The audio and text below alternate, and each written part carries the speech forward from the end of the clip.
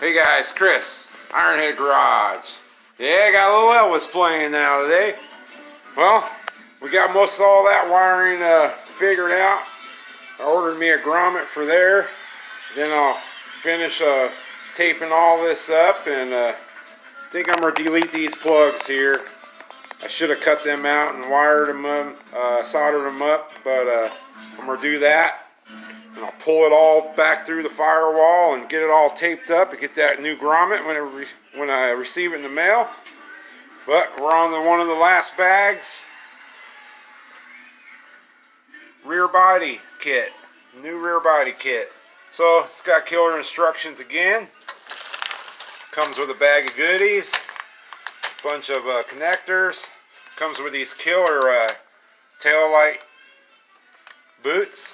Goes into the tail light. I think I actually already did put the sockets in the tail lights. You guys got to drill them out a little bit with a step bit, and they pop right in there like them front marker ones. And another pound of wiring, it feels like. Yeah, we cut about quarter pound off of that front one probably. So this plug in here, we'll plug into that rear plug in there, and I'll snake it down here and along the rocker panel. Probably have to go around my roll bar here because I got those bolts. So we'll figure it out, and up and over the trunk, up and through there somewhere, and that hole right there, I guess. Alright, well, we're going to get on that. Lots more fun wiring. Yeah, maybe we can put some of them tail light bulbs in too.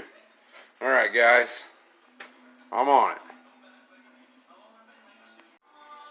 Well, I figured out I couldn't get those sockets all the way through that hole, but I was able to get the main plug back through that hole, and I would have to take off my brakes, proportioning valve and stuff to get this through that hole. So I started taping it up through here, and then I'll push this down and I'll finish all along the bottom there. I'll tape it all up. Still got to find a plug in for here. I'm going to tape it all the way to here so I can put a quick disconnect cable socket here, and then I just got rid of those plugs and soldered them up real nice and shrink wrapped them over there. So I'm gonna tape it to here, and then tape all this up and get those mounting clamps and clamp it all to this tilt front end. I've been working on this. Oh, and I did find this grommet, and I ordered that, so that should be coming. Pull my Speedo out so I can get that harness through that hole easier. I'll poke that right back in. I've been taping this. I got it all the way coming around from there. It's coming down, coming around the rocker panel, and then I pigtailed it here. And it goes around there and goes into the trunk. It will go into the trunk. And then I pigtail this. This is a sending unit. That'll stick down through the top of that trunk pan, and then I'll get the right length and I'll cut it and solder that end on here with a little nut where it bolts onto the sending unit, and finish wrapping this once it's the right length. So I'm going to start lacing this all up and around and into the trunk, then do them tail lights. Alright, back on it. Well, I got that wire all taped up as you seen. Lacing all the way back there. Well, I'm going to come up here and I'm going to finish this front wiring on the front. So I'm going to do that. Hey guys, back on the front end wiring. A little chilly in here this morning. Got the heater burning about 45 degrees. But I got this front end harness all taped up. All the way over to there. It's looking pretty good. And I did get it taped all the way underneath there. I just gotta fasten it to the frame, and I'll show you. I got a trick clamp for here, or a wire plug-in, a waterproof GM plug-in. So if I ever need to pull my motor out, or I just want to take this tilt front end off, the whole structure, fenders, frame, grill, and all, I can just unplug this harness here. So I got this GM plug waterproof harness, GM waterproof harness. Yeah, it's pretty trick. It's a 6-way. I got 6 wires, so it's got 6 plugins. and you take these little rubber pieces here, you slide them over the wire first, and then you'll solder these on there, and then plug them into the plug in there, all your wires. You flop this little end down, and that locks it, so it'll be all watertight. Then this has got a nice seal on it, so when you plug it into that guy, try to do it with one hand. Yeah, it'll snap together and lock together. Then that'll be all nice and watertight, and the wires won't corrode. So I did end up finding a bunch more clamps. I just bought a whole stack of them. You guys can always use these. Some places are $1.79 for 2. I found 5 of them for $3.80. So I got some 3/8 size, and I got the 1/2 inch. But these are way better than plastic ones. They're just like the Earl ones. They're probably the same brand, it's just Earl sells them. But I bought some alligator clips. I'm gonna make me a wire holder. How you can have 2 alligators clips come out and hold that wire for you. It's like a third hand. So I got this old piece of 220 wire with this heavy gauge copper wire, and it's real stiff. So I'm gonna clamp a couple of those alligator clips to there, and then I'm gonna fasten it to this handy wood clamp, so I can clamp it somewhere, say like on here. Then I'll have that wire coming off with the alligator clips. Then I clip my wires into there, and then have them sitting there for soldering. It's going to be way easier trying to do it. You almost need a third hand sometimes, but I'm going to build this little tool, so it's going to help me out. Got some more shrink tube. Got another pack there. So I'm going to get back to doing this, build that tool, and clamp all this wire on there and put that plug-in on here. And I got a spring system. I'm going to wire this all up and then see what I got to do so that wire don't hang down below when I shut the hood. Alright guys, I'm on it. Hey guys, you guys ever go in the house and mention to the wife, I need a hand, and she looks at you and rolls her eyes and she's making dinner? Well, and you're hungry too? So, check this out. So a few bucks, they sell these, but you can make them. I just soldered a couple alligator clips on some of that thicker copper wire. Drilled a couple holes through that handle. Wrapped it with friction tape so it's nice and tight. It's got plastic grips so it don't scratch your stuff. And look at that, you can solder a wire by yourself. So, you guys are both happy.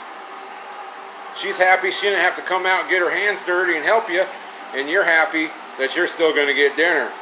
Alright guys, I always said before, if you can build it, save yourself $1. This alligator clips are like $2. That was like $2 out of the cheap bin at Ace Hardware, and a couple of those scraps pieces of copper wire. Solder them up, shrink wrap them up. There you go, you can put that underneath the car, up underneath the dash. And have both hands now for soldering them wires up. Should have made this years ago. Happy wife, happy life, guys. Alright, I'm back on it. Well, I've been lacing this wire on this tilt front end. Got it all taped up. Got the little stainless steel clamps on there. Put the wire on the top of the bar here to keep it away from my radiator, because this bar is about a 1/2 inch away from my tank. It goes around, comes up there, and loops around to the headlight and the parking light. Yeah, you can't even see it when you close the tilt front end. Maybe just a little bit here, but it's all black. Hey, I want to thank my buddy Brent over there at Jaws B&C Performance. Check him out if you never haven't. But he turned me on to this GM watertight clamp. And there you go, brother. I got all the little seals on there on each side. I got these little female connectors crimped on there. I just got to solder them up. And there's the male. I got to crimp on this end of her. So this plug-in here is GM style, super watertight. So if I ever need to pull my tilt nose off, I'll just unplug that, and then I can pull my whole front end off. You need to change my motor or whatever, radiator, or who knows, just to pull it off. So thanks a lot, Brand. Appreciate it. You guys check him out. He's a good dude, very knowledgeable. Alright, back on it. Alright, there's that plug. I just wanted to show you. There's all the little seals in there. And then you snap that guy down and it'll make it watertight. There's that in there, all sealed up. So I just got this wire here. This is my horn wire. I'm gonna wrap that up, and there's my my fan. And this, I use a piece of the horn wire for the ground wire. So I got to ground that right there to the frame, somewhere down below here. All right, I'll wrap it up. Hey guys, watching the old drag racing. So I got that plug-in all taped up. I'm not sure what happened in that last clip of the video. It was sideways, but I kind of tried to show you all the little rubber seals on there. So I made a clamp here. Well, I put one of these clamps here and thought I would have to put some kind of a spring to it so that wouldn't, you know, hang down when I go to tilt the front end. But I've tilted it a bunch of times and it's like an old dog that's trained. It just folds right back in. It started wanting to turn sideways to get pinched between the front structure and the radiator support, but now it just goes back every time. See if I can tilt this front end down.